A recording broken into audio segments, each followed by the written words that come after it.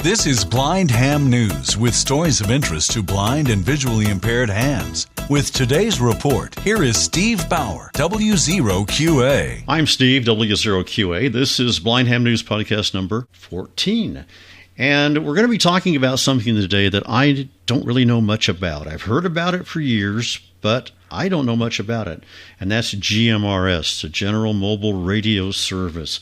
With me to explain it and help me learn, and hopefully help you learn, is Johnnie NE5L. Welcome into the podcast. Well, good evening, everyone. Hope everyone is doing well this evening. For us uneducated people, what is GMRS anyway? GMRS is basically amateur radio, which GMRS you do not have to have a license for. You just pay the government $30 and that license will last you for 10 years. It is up in the UHF spectrum from 460 to 467. And they have allocated channels, so you do not get that whole band. The channels are allocated. There are 26 different channels. The top 6, usually on the radios that are programmed from 20 to 26, are repeater channels. So that's the only, they're allocated, so 462, 625 would be the output for a repeater, and 467, 625 would be the input. Now, on the other channels, they're straight simplex channels, which just means transmit and receive is on the same frequency. Now, you will hear a lot about GMRS when you go to buy radio or you go to a repeater. Oh, you can get 30 miles out of this radio. You can get 100 miles out of radio. That's just not so. I mean, that is optimal performance. But with a regular GMRS radio, like you can buy off the internet or you can buy at Walmart, 5 miles tops. And that's on a good terrain and, 5 watts. And you are limited to power on GMRS, 5 watts on the simplex channels and 50 watts on the repeater channels. Now, as a lot of people probably do know, a couple of months ago, they stopped allowing GMRS repeaters to be linked together. Now, no way, shape, or form can they link together. So, in a best estimate, if you got a decent repeater, antennas up, let's just say 50, 60 feet, you're looking at 30 miles tops. It's just that spectrum. UHF is just not a long-range spectrum. Now, there are a lot of people that are into GMRS for survival reasons, and there again, it is a good license to have because it's your equipment. There's no, if something breaks in an emergency, you fix it. You don't have to wait on anybody to say, yeah, you can do this, you can do that. Now, for anybody that does not want to have to pass an amateur test, that will be great. But GMRS is a lot like 11 meters, which is CB. Most of the people that are on there do not observe any kind of etiquette. They do not ID when they should, because you're supposed to ID every 50 minutes with the call sign that the FCC issues you. And it can be a little hairy, and most folks do not know how to set the radios up properly, so they do not sound very well. I'm just kind of curious. You mentioned identification. What are the call signs like that GMRS licenses have? It's usually 4 letters by 3 numbers. I mean, my GMRS call sign is WRKR 557. Now, okay. It's not structured like amateur. You do not know what you're going to get. It doesn't have call areas like amateur does, 1, 2, 3, 4, 0, 1 through 9. So your call does not let anybody know where you are. It's not done that way for any particular reason. They just go down through the thing. WRKR 558, WRKR 559. Okay. It's really, really crazy. But for anyone that's just interested in emergency communications, and do not want to take a test, that is the way to go. And a lot of the amateur radios that people use nowadays, the 380s, the TYTs, Bullfangs, all that will do amateur and GMRS. So you can have the best of both worlds. I've never even listened to it. A lot of information on the internet about GMRS, but do not believe 3/4 of it, because all they want to do is sell you the radio. If you take off and go on a trip, can you talk on any GMRS repeater or frequency anywhere you're going in the country? Well, like I say, the channels are allocated, the simplex channels. They're on your radio, 1 through 26. And you can talk on any of those. Now, they do have repeaters out there that people put up on their own accord, and some people charge for it, and some people don't. There are people out in Texas charging $600 a year for you to use their repeater.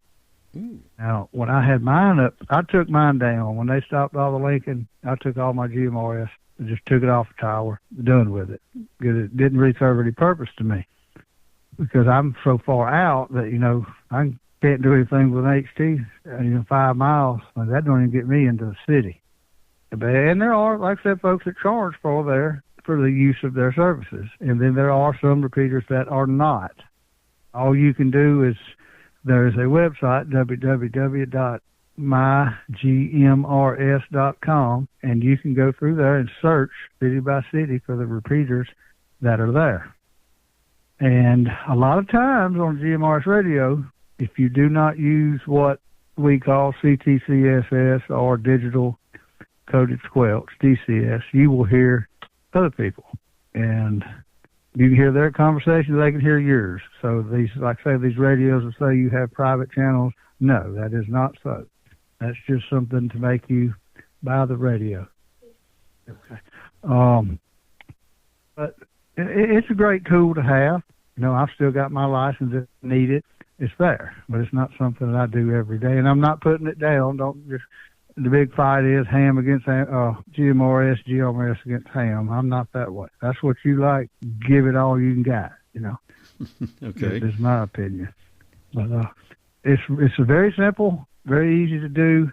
The only thing you have to worry about is the power restrictions on this channel, that channel, and the repeater channels. And most people do not. Most people treat it like Citizens Band, CB. They do whatever they want to do. And I prefer amateur. That's just me. Any other thing I can answer for you? I hope I did all right with you on answering some of those. But, yeah. So we can't link repeaters anymore on GMRS, but could they connect to, say, an all-star node or a DMR channel or something like that if they want? Well, no, you cannot cross. You cannot link amateur and GMRS. Now, I'm going to say 6 months ago, there were networks for GMRS all over the country linked through all-star nodes. No, that was a big thing. We had GMRS repeaters linked from here in Mississippi all the way to New York. But supposedly there was what they call a sad ham, because, we're not allowed to charge for any of our services. Anything that our repeaters, our emergency things that we do, we can't charge for that. They can on GMRS. And a lot of these networks were charging $30 a month, $100 a year. They were making money off of it. And a guy over in Texas supposedly got mad about it, went to the FCC with it, and they shut it down. And that put an end to that. So do they do, say, weather stuff like Skywarn on the GMRS? They do. I mean, there are some great groups out there, and but they do. But it's nothing like amateur. It's not regulated. There's no structure to it. Because you just got people that talk on top of people. We got radios that do not sound worth a mess. It is what it is. It's a bunch of people that don't really know about radio wanting to play with radio. And I hate to be that way, but that's just what it is. It's got its place, don't get me wrong. But for what we're used to being amateurs is nothing like we're used to. I mean, picture all of us amateurs going back to the CB days. And that's basically what it is. And most of the GMRS operators, when they find out you're amateur, they don't really have nothing for you anyway. They don't even want to talk to you, and most of them won't. And that's a sad way to be. It is. Everybody needs to get along. Everybody needs to work together in this hobby because it's for emergencies.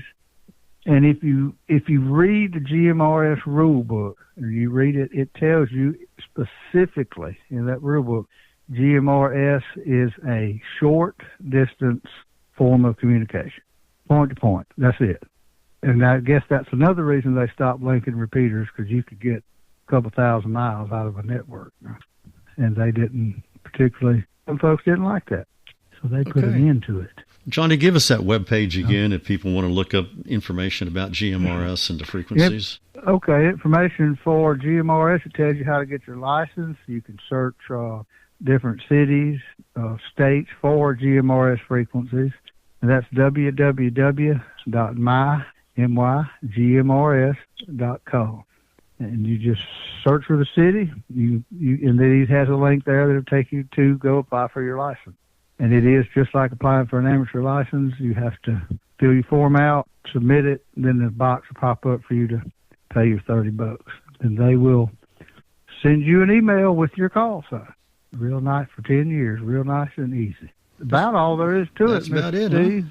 Well, Johnny, we appreciate you taking the time to explain GMRS to us. I have never listened to it, but I think probably I might give it a try just to see what it's like. Well, I appreciate you having me, sir, and I hope I shed a little light on it for some folks. Well, I now know a whole lot more about GMRS than I did just a few minutes ago. Johnny, thanks for coming on the podcast with us. Have a story or information to submit for the podcast? Send it by email to blindhamnews@gmail.com or call 662-426-6397. That's 662-HAM-NEWS. Thanks for your help. I'm Steve, W0QA, and that's the report this time. I hope you can join me again for another Blind Ham News podcast. 73, and thanks for listening.